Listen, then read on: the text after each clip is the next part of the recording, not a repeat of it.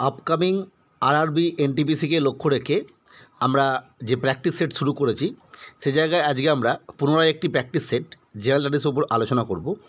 এই প্র্যাকটিস সেটগুলো মূলত যে জায়গাগুলো থেকে প্রশ্ন আসে মূলত পিওয়াই কি অ্যানালাইসিস করে তৈরি, এবং এই প্র্যাকটিস সেটগুলোর শুধুমাত্র কোয়েশ্চেন আনসার সেট আলোচনা করব এরকমটা নয়।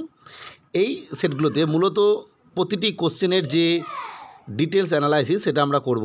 এতে কি হবে, যদি ওই রিগার্ডিং অন্য কোনো কোয়েশ্চেন আসে সেগুলো তোমরা উত্তর দিতে পারবে। তাই প্রত্যেককে প্রথমেই আমাদের এডুকেশন চ্যানেল শতভিসা এডুকেশনে ওয়েলকাম জানাচ্ছি এবং রিকোয়েস্ট করে রাখছি অ্যাকাডেমিক এবং কম্পিটিটিভ বিভিন্ন তথ্য এবং চ্যাপ্টার ওয়াইজ ভিডিও পেতে চ্যানেলটিকে অবশ্যই সাবস্ক্রাইব করে রেখো এবং আজকের ভিডিও যদি পছন্দ হয় তাহলে অবশ্যই লাইক করো।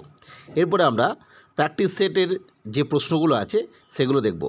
আজকের সেটের প্রথম প্রশ্ন এবং খুব ইম্পর্ট্যান্ট এবং কমন প্রশ্ন, এবং বহুবার আরআরবির বিভিন্ন পরীক্ষায় প্রশ্নটা আসতে দেখা গেছে যে প্রক্রিয়ায় সূর্যের তাপ আমাদের কাছে পৌঁছায়, অর্থাৎ কোন প্রসেসে সূর্যের হিটটা আমাদের কাছে আসছে।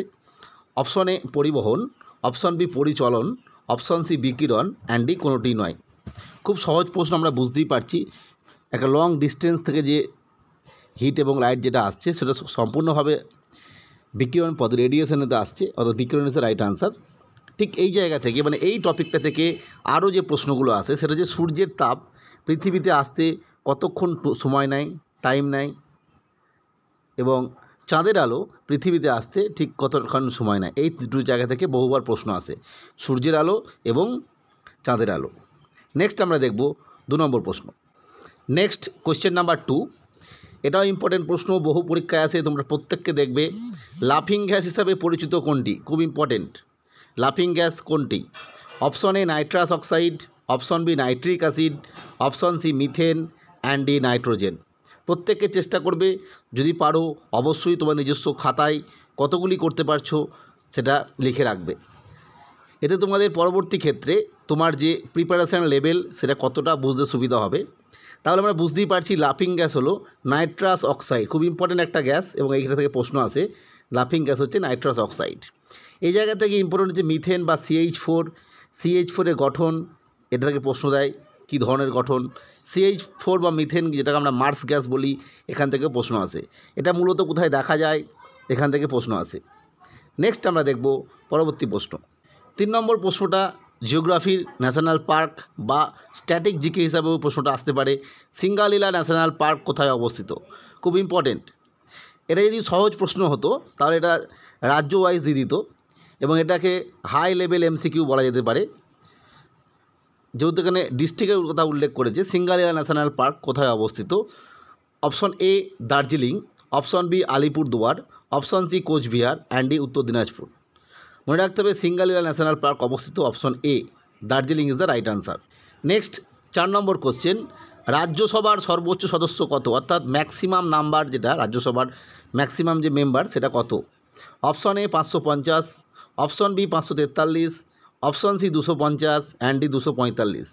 পার্লামেন্ট যেটা ইন্ডিয়ান যে ইউনিয়ন লেজিসলেচার, যেটা কেন্দ্রীয় আইনসভা, তার দুটো কক্ষ আমরা জানি, লোকসভা এবং রাজ্যসভা। এই লোকসভা এবং রাজ্যসভাটা খুব ইম্পর্টেন্ট, প্রত্যেককে এই জায়গাটা ভালো করে দেখে রাখবে। এবং এক্ষেত্রে বলে রাখি, আমরা কিন্তু আমাদের চ্যানেলের বিভিন্ন প্লে লিস্টে সাবজেক্টের যে কনসেপচুয়াল ভিডিও সেটা কিন্তু আপলোড করে রেখেছি, তোমরা অবশ্যই সেগুলো দেখে রেখো, কারণ ওইখান থেকে কিন্তু বহু প্রশ্ন আসে। তোমাদের যদি কনসেপ্টটা ক্লিয়ার থাকে তাহলে তোমরা বুঝতে সুবিধা হবে। তাহলে আমরা দেখব লোকসভা এবং রাজ্যসভা মিলিয়ে হচ্ছে ভারতের পার্লামেন্ট। অবশ্যই শুধুমাত্র লোকসভা এবং রাজ্যসভা নয়, লোকসভা, রাজ্যসভা এবং প্রেসিডেন্টকে নিয়ে হয় পার্লামেন্ট। আর কেন্দ্রীয় আইনসভা হচ্ছে লোকসভা এবং রাজ্য দুটো কক্ষ। রাজ্যসভাকে বলা হয় উচ্চকক্ষ, লোকসভাকে বলা হয় নিম্নকক্ষ। এখান থেকে বহু প্রশ্ন আসে, লোকসভার চেয়ারম্যান কে, রাজ্যসভার চেয়ারম্যান কে। যাই হোক, আজকে আমরা জানবো মেম্বারের বিষয়ে। তাহলে 550 কি? 550 হচ্ছে লোকসভার ম্যাক্সিমাম নাম্বার। বর্তমানে ভারতবর্ষের 550 জন লোকসভার মেম্বার মানে সদস্য MP থাকতে পারে। ঠিক একই রকমভাবে 250 জন থাকতে পারে কাদের? রাজ্যসভার। আমাদের প্রশ্ন ছিল সর্বোচ্চ, তাহলে আমরা উত্তর পেয়ে গেলাম কত? সি।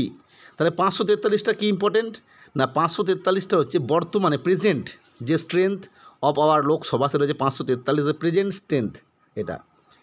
অর্থাৎ 550 জন নয়, 543 জন আছে এই মুহূর্তে। আর 245টা হচ্ছে রাজ্যসভার প্রেজেন্ট স্ট্রেংথ। যদি বলে রাজ্যসভায় বর্তমান কত সদস্য আছে তখন হবে 245। আর যেহেতু সর্বোচ্চ বলেছে অর্থাৎ সংবিধান অনুযায়ী কতজন থাকার কথা সেটা হচ্ছে 250। Right answer C, option C is the right answer. Next question number 5, খুব ইম্পর্টেন্ট জিওগ্রাফি বা স্ট্র্যাটেজিকের কোশ্চেন বলতে পারো।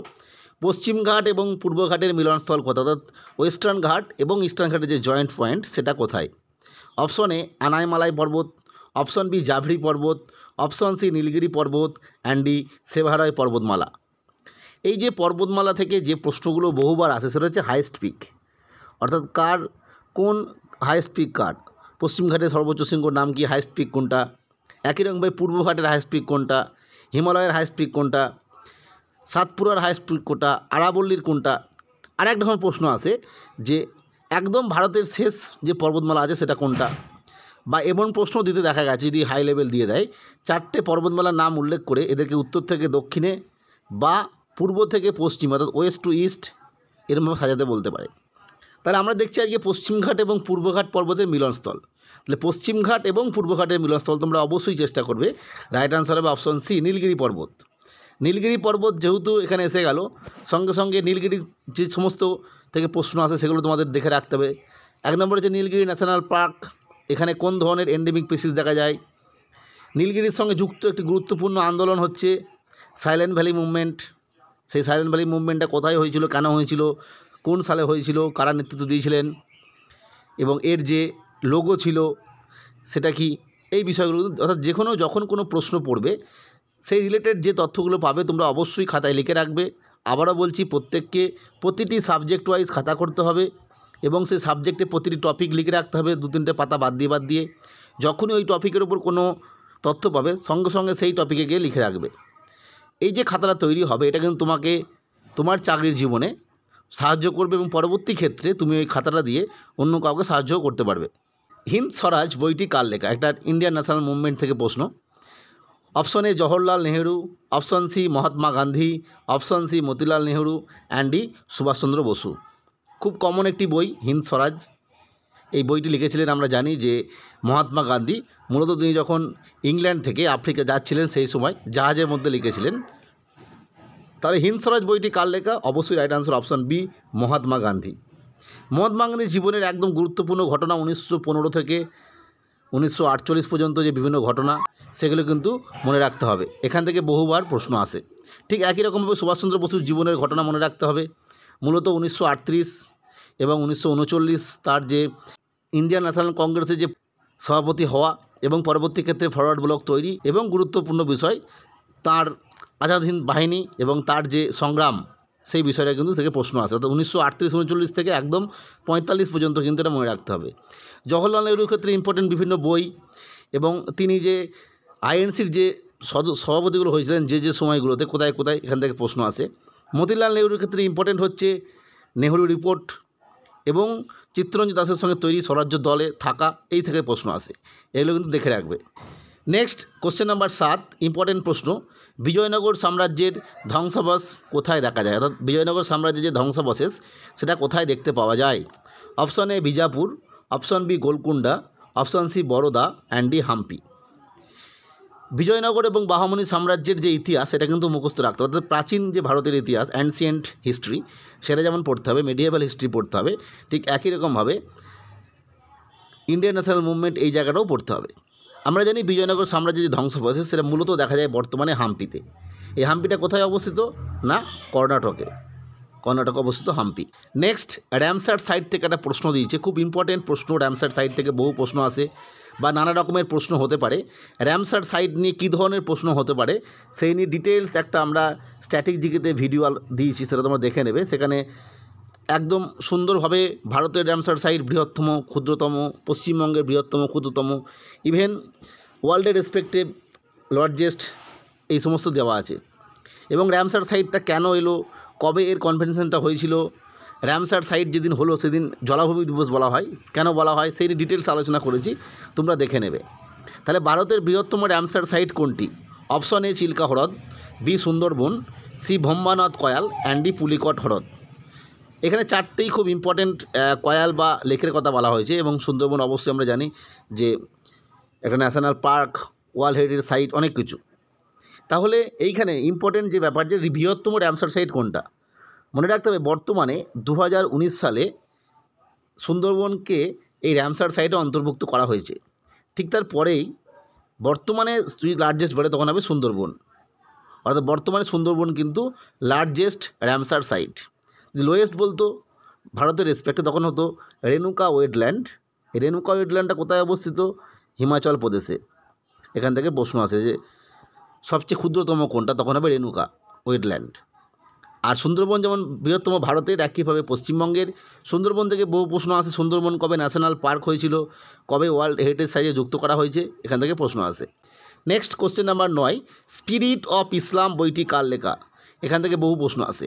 Option A Abdul Wahab, option B Syed Amir Ali, option C Mohsin ul Mulk and D Syed Ahmed. Spirit of Islam এটা একটা কমন বই। কিছু কিছু বই আছে সেগুলো মুখস্থ করতেই হয়, কারণ ওখান থেকে প্রশ্ন আসে। Spirit of Islam, Hind Swaraj, Discovery of India, poverty and un-British rule in India, এখান থেকে কিন্তু প্রশ্ন আসে এই বইগুলো থেকে। তাহলে স্পিরিট অফ ইসলাম এই বইটি লিখেছিলেন option B Syed Amir Ali. Next question number 10, Nildarpan নাটকে কোন আন্দোলনের কথা উল্লেখ আছে? খুব ইম্পর্টেন্ট, নীলদর্পণ নাটক। নীলদর্পণ নাটকে কোন আন্দোলনের কথা উল্লেখ আছে? নীলদর্পণ নাটক আমরা জানি যে দীনবন্ধু মিত্র লেখা একটা নাটক, যার পূর্বের নাম ছিল গান্ধর্ব নারায়ণ মিত্র। তার লেখা একটি গুরুত্বপূর্ণ নাটক হচ্ছে নীলদর্পণ। নীলদর্পণ নাটকটা আশা করা যায় তোমরা যারা বাংলার স্টুডেন্ট আর কি, তারা নিশ্চয়ই পড়েছো নীলদর্পণ নাটক। সেখানে নবীন মাধব, বিন্দু মাধব, তাদের যে ঘটনা, তাদের জীবন কাহিনী, এছাড়া রোগ সাহেব, উট সাহেব, তাদের যে ঘটনা, অত্যাচার, সে সমস্ত লেখা আছে। সেখানে তোমরা প্রত্যেকেই বুঝতে পেরেছো যে এটা মূলত সেই সময়কার নীল চাষিদের ওপর যে অত্যাচার সেটা উল্লেখ। অর্থাৎ অপশন এ সাঁওতাল বিদ্রোহ, অপশন বি সন্ন্যাসী বিদ্রোহ, অপশন সি নীল বিদ্রোহ অ্যান্ড ডি মুন্ডা বিদ্রোহ। অর্থাৎ option C is the right answer, নীল বিদ্রোহ। নেক্সট কোশ্চেন নাম্বার 11, তত্ত্ববোধিনী সভা কে প্রতিষ্ঠা করেন? Option A Dwarkanath Tagore, option B Debendranath Tagore, option C Keshab Chandra Sen, D Ishwar Chandra Vidyasagar. আমরা জানি যে 1800 থেকে 1900 এই সময়টাকে প্রখ্যাত ঐতিহাসিক অনিল শীল সভা এবং সমিতির যুগ বলেছিল। এবং এই তত্ত্ববোধিনী সভা, ব্রাহ্ম সমাজ, ব্রাহ্ম সমা, আত্মীয় সভা, এই ধরনের বিভিন্ন জমিদার সভা, এই ধরনের কিন্তু প্রচুর সোসাইটি তৈরি হয়েছিল। তারা একসঙ্গে মার্জড হয়ে গিয়েছিল, কোনো কোনো জিনিস ভেঙে গিয়েছিল। তাই জন্য এই সময়টাকে বলা হয় সভা সমিতির যুগ অ্যাকর্ডিং টু অনিল শীল। তাহলে তত্ত্ববোধিনী সভা খুব ইম্পর্টেন্ট একটা সভা। এটা কে তৈরি করেছিলেন? Right answer option B, Debendranath Thakur তৈরি করলেন তত্ত্ববোধিনী সভা। ঠিক একটা ইম্পর্টেন্ট হোমওয়ার্ক দেওয়া থাকলো, আমি একটু আগে আলোচনা করলাম আত্মীয় সভা। আত্মীয় সভাটা কে তৈরি করেছিলেন, তার নাম কি? অবশ্যই তোমরা কমেন্ট বক্সে জানাবে। নেক্সট কোশ্চেন নাম্বার 12, সংবিধান দিবস কবে পালিত হয়? এই ধরনের ডেগুলো খুব ইম্পর্টেন্ট।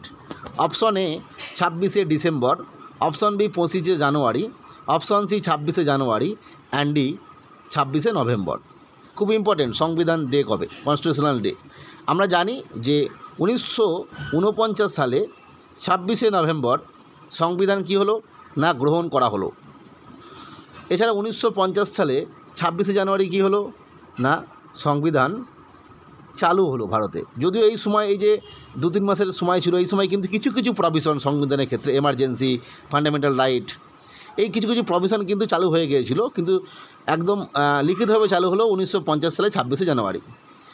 এছাড়া এই যে 25শে জানুয়ারির ইম্পর্টেন্ট কী জন্য, তোমরা যারা নতুন ভোটার কার্ড করেছিলে তোমরা জানো যে 25শে জানুয়ারি কিন্তু ভোটার কার্ড হয়ে যাওয়ার পর সেই ভোটার কার্ডগুলো, বর্তমান সময়ে ভোটার কার্ড পোস্ট অফিসের মাধ্যমে সরাসরি বাড়িতে চলে আসে, কিন্তু 25শে জানুয়ারি কী হতো আগে না, ওই ভোটার কার্ডগুলোকে নির্দিষ্ট যারা ওই এলাকার সংশ্লিষ্ট আধিকারিকগণ রয়েছেন তাঁরা প্রত্যেক ভোটারের হাতে তুলে দিত।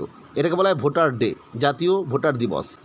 আর তাহলে আমরা বুঝতে পারছি 26শে নভেম্বর সংবিধান চালু হলো, এটাকে বলা হয় সংবিধান দিবস। নেক্সট কোশ্চেন নাম্বার 13, রাজ্যসভার সভাপতি কে হন? খুব ইম্পর্টেন্ট, কারণ লোকসভা এবং রাজ্যসভা থেকে আমি একটু আগেই বললাম বিভিন্ন প্রশ্ন আসে। এই কোশ্চেনগুলোকে উত্তর দিতে গেলে অবশ্যই আমাদের WBCS পলিটির যে ভিডিওগুলো আছে তোমরা অবশ্যই দেখে নিও। অপশন এ রাষ্ট্রপতি, অপশন বি উপরাষ্ট্রপতি, অপশন সি লোকসভার স্পিকার অ্যান্ড ডি প্রধানমন্ত্রী। মনে রাখতে হবে রাজ্যসভার যিনি সভাপতি হন তিনি হচ্ছেন ভারতবর্ষের উপরাষ্ট্রপতি। অর্থাৎ আর্টিকেল 64 বলে দিচ্ছে সেই সময় ভারতবর্ষের যিনি ভাইস প্রেসিডেন্ট থাকবেন তিনিই হবেন ভারতবর্ষের রাজ্যসভার যিনি চেয়ারম্যান, সেটা। নেক্সট কোশ্চেন নাম্বার 14, কেন্দ্রে প্রথম অকংগ্রেসের প্রধানমন্ত্রী কে হয়েছিলেন? অর্থাৎ অকংগ্রেসি হিসাবে প্রধানমন্ত্রী কে হয়েছিলেন? কারণ আমরা জানি যে স্বাধীনতার ইতিহাসে ইন্ডিয়ান ন্যাশনাল কংগ্রেস 1885 তৈরি হওয়ার পর সেই ইন্ডিয়ান ন্যাশনাল কংগ্রেসের কিন্তু স্বাধীনতা আন্দোলনের ইতিহাসে একচ্ছত্রপতি অধিপতি ছিল এবং পরবর্তীকালে যখন 1950 সালের পর 51 সালে ফার্স্ট লোকসভা ইলেকশন হলো, তার পরবর্তী সময়ের ক্ষেত্রে বিভিন্ন রাজ্যে এবং কেন্দ্রের কিন্তু সমস্ত জায়গাতেই কংগ্রেসের সরকার থাকতো। আমরা জানি প্রথম রাজ্য হিসাবে যদি কোনো একটা জায়গায় অকংগ্রেসের মানে চিফ মিনিস্টার হয়েছিলেন, তিনি আমরা জানি সেটা কেরালায় ইএম নাম্বরিপাদ। ঠিক প্রধানমন্ত্রী কবে হয়েছিল এটা প্রশ্ন। Option A Chaudhary Charan Singh, option B Atal Bihari Vajpayee, option C Morarji Desai, and D Jayaprakash Narayan. আমরা প্রত্যেকে জানি সেই বিখ্যাত সালটি 1978। এই সময় কিন্তু মোরারজি দেশাই জনতা দলের হয়ে প্রধানমন্ত্রী হন এবং সরকার গঠন করেন জনতা দল।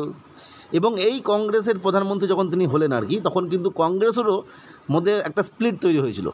কংগ্রেসের কিছু জন আলাদা দল তৈরি করেছিলেন সেই সময় এবং তারাও কিন্তু এর সঙ্গে যুক্ত হয়েছিলেন। পরবর্তী ক্ষেত্রে আমরা জানি যে কোয়ালিশন সরকার সেটা ভেঙে যায়, অনেকের প্রতি সমর্থন তুলে নেন এবং 1980 সালে পুনরায় আবার কংগ্রেস ফিরে আসে। যাই হোক, তাহলে আমরা বুঝতে পারলাম প্রথম কেন্দ্রে কংগ্রেসি প্রধানমন্ত্রী এসেছিল 1978 সালে Morarji Desai. Next question number 15, 14টি বাণিজ্যিক ব্যাংকে জাতীয়করণ কবে করা হয়? খুব ইম্পর্টেন্ট, ইকোনমির এই ধরনের প্রশ্ন ব্যাংকিং থেকে খুব আসে এবং 5 ইয়ার প্ল্যান থেকে খুব প্রশ্ন আসে। 5 ইয়ার প্ল্যান বর্তমান সময়ে না থাকলেও 5 ইয়ার প্ল্যান থেকে কিন্তু বহু প্রশ্ন আসে। মূলত প্রথম এবং দ্বিতীয় পঞ্চবার্ষিক পরিকল্পনা, তৃতীয় চতুর্থ, এই 4টে থেকে বহু প্রশ্ন আসে। তাহলে option A 1969, option B 1980, option C 1971, and D 1991। কারণ আমরা জানি যে জাতীয়করণ করা হয়, এই প্রশ্নটা ইম্পর্টেন্ট এই কারণেই, কারণ আমরা পূর্বে দেখেছিলাম রিজার্ভ ব্যাঙ্ক তৈরি হয়ে যাওয়ার পর সেটাকে জাতীয়করণ করা হলো 1949 সালে। ঠিক একই রকমভাবে আমরা দেখেছিলাম বিভিন্ন যে ব্যাঙ্কগুলো ছিল, প্রেসিডেন্সিয়াল ব্যাঙ্কগুলো ছিল, সেগুলোকে মার্জড করে প্রথমে তৈরি করা হলো ইম্পেরিয়াল ব্যাঙ্ক। পরবর্তী ক্ষেত্রে 55 সালে তৈরি করা হলো স্টেট ব্যাঙ্ক অফ ইন্ডিয়া, ওই প্রেসিডেন্সিয়াল ব্যাঙ্ক যেগুলো ছিল মাদ্রাজ, বোম্বে, এই ব্যাঙ্কগুলোকে। তাহলে এই যে ব্যাঙ্কগুলোকে নিয়ে আস্তে আস্তে তাদের যে ক্ষমতা সেগুলো বাড়ানো হচ্ছিল। এই ক্ষমতা বাড়াতে গেলে ন্যাশনালাইজেশন দরকার ছিল, সেই জন্য ইম্পর্টেন্ট হচ্ছে এই 14টা ব্যাঙ্কে প্রথমবারের জন্য ন্যাশনালাইজেশন করা। সেই জন্য হচ্ছে আমরা দেখেছিলাম পরবর্তী ক্ষেত্রে 1980 সালে আরও কিছু ব্যাঙ্কে জাতীয়করণ করা হলো এবং 1991 সালে গিয়ে এলপিজি স্টার্ট করা হলো। এলপিজি মানে লিকুইড পেট্রোলিয়াম গ্যাস, যেটা সেটা নয়। এলপিজি মানে হচ্ছে লিবারাইজেশন, প্রাইভেটাইজেশন এবং গ্লোবালাইজেশন, অর্থাৎ ভারতবর্ষের ইকোনমিটাকে মুক্ত করা হলো, ওপেন ইকোনমি করা হলো। তার আগে ক্লোজ ছিল, অর্থাৎ অন্যান্য বিভিন্ন যারা ব্যবসা করতে চায় যাদেরকে উন্মুক্ত করে দেওয়া, রেস্ট্রিকশান কমিয়ে দেওয়া, লাইসেন্সের প্রথার যে রেস্ট্রিকশান সেগুলো কমানো, বিশেষ কিছু ক্ষেত্রে লাইসেন্সের রাখা হলো যেগুলো ইম্পর্টেন্ট ভারতবর্ষের সিকিউরিটির ক্ষেত্রে, বাকিগুলোর ক্ষেত্রে উদারীকরণ করা। এটা কিন্তু 1991 সালে চালু হলো এবং এক্ষেত্রে ইম্পর্টেন্ট যিনি ছিলেন তিনি হচ্ছিল অবশ্যই মনমোহন সিংজি। যাই হোক, তা 14টি বাণিজ্যিক ব্যাংক জাতীয়করণ করা হলো 1969 সালে। Option A is the right answer এবং এটা খুব ইম্পর্টেন্ট একটা সাল এবং যে তথ্যগুলো দিলাম এগুলোও ইম্পর্টেন্ট, এখান থেকেও বহু প্রশ্ন আসে। যাই হোক, আজকে আমরা আরও 15টা প্রশ্ন আলোচনা করলাম। পরবর্তী প্র্যাকটিস সেটে আমরা আরও প্রশ্ন আলোচনা করব এবং সাবজেক্ট ওয়াইজ যে প্র্যাকটিস সেট সেগুলো আমরা আপলোড করেছি, তোমরা চাইলে অবশ্যই দেখে নিও। আজকের ভিডিও দেখার জন্য প্রত্যেককে অসংখ্য ধন্যবাদ।